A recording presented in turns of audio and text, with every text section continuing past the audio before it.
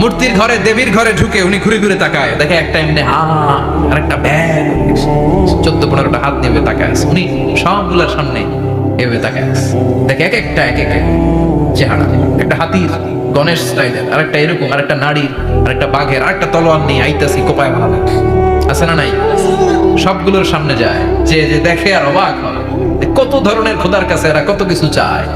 আর যে দেখে প্রত্যেকটার সামনে ডেজার্টস আইটেম, মিষ্টান্ন, এক একটার সামনে রসমালাই, এক একটার সামনে কালো জাম, লাল জাম, রসগোল্লা, চামচাম, দুধ মালাই, মালাই চপ, আছে না নাই? জিভে পানি চলে আসছে অনেকের। তো সাইয়েদনা ইব্রাহিম অবাক, কি রে, এত মূর্তি, এত ডিজাইন, এত ভাবে এরা অঙ্গভঙ্গি করে আছে, এত খাবার দেয়া, খায় না কে? সাইয়েদনা ইব্রাহিম ভাবলেন মনে হয় নাগাল পাই না, আমি একটু তুইলা ধরি। উনি রসমালাইয়ের বাটিটা নিয়ে, যেটা হা করে আছে, ওইটার সামনে যায়, কয় খা। কি কয়?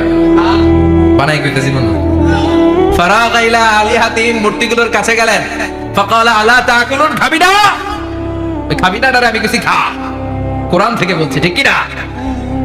উনি ভাবলেন ওরা হয়তো খেতে পারে না, নাগাল পাচ্ছে না, কিংবা আমারে দেখে লজ্জা পাচ্ছে। নিচ থেকে রসমালাইয়ের বাটি তুলে ধরলেন, উনি বললেন খা, আর ওগুলা কয় হা হা করে বলছে, নরেও না চলে। উনি মুখের সামনে তুলে ধরে বললেন আলা তাকুলুন, খা। সবগুলার সামনে গেলেন, খা খা, কেউ খায় না, ওগুলো হা করে আছে।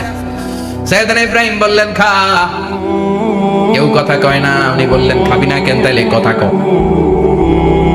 এই যে কষ্ট করে উড়াইলি, মুখের সামনে দিলাম, খাবি না কেন, কথা বল। আলা তাকুলু, খাবি না কেন, কথা বল।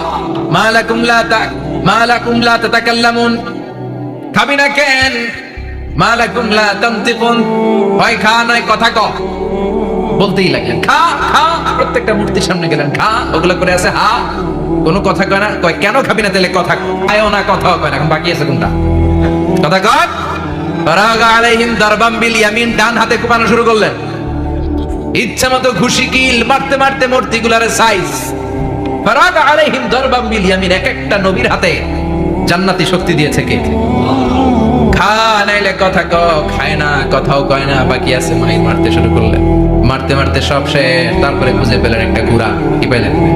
কুড়াল দিয়ে মারতে আরো সুবিধা, খালি এটা এইভাবে মারে, ওইভাবে মারে। মারতে মারতে যতগুলো মূর্তি ছিল সবগুলো মেরে বড় মূর্তিটার গায়ে মারতে যাবে, in the mean time stop, না এটারে মারুন না। ফাজআলাহুম জুদাদান, সবগুলারে টুকরা টুকরা, ইল্লা কাবীর আল্লাহুম, বড়টা ছাড়া ওইটারে রেখে দিলেন। আর বুদ্ধি করে কুড়ালটারে বড়টার কাঁধে ঝুলাইয়া দিলে, বড় মূর্তিটার কাঁধের মধ্যে ঝুলাইয়া দিলেন। ঘটনাটা সুন্দর হয়েছে না? এখন কেমন যেন মনে হয় এটা কোপাইয়া দাঁড়া রয়েছে বাপের পেটার মধ্যে। বড় পূজার শেষ, পূজার দিনক্ষণ শেষ। বিকেল বেলা পূজা মণ্ডপ থেকে সব এসে দেখে সর্বনাশ। পাহারাদার ইব্রাহিম কই, আনতা ফাআলতা হাদা বিআলিহাতিনা ইয়া ইব্রাহিম।